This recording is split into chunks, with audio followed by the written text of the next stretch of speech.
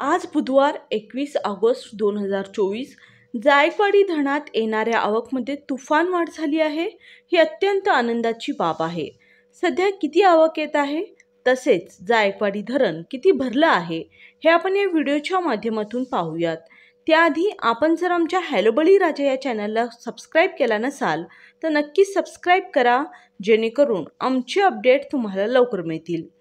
आज सकाळी आलेल्या अपडेटनुसार जायकवाडी धरणाची पाणी पातळी फुटामध्ये 1506.56 इतकी झाली आहे। तर धरणात एकूण पाणीसाठा हा 1435.881 दशलक्ष घनमीटर इतका आहे। यात जिवंत पाणीसाठा हा 697.775 दशलक्ष घनमीटर इतका झाला आहे।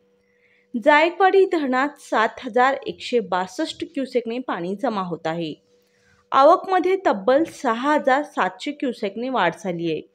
आज सकाळच्या अपडेटनुसार जायकवाडी धरण 32.14% भरलं आहे। मागील वर्षी याच दिवशी धरण 33.87% होते।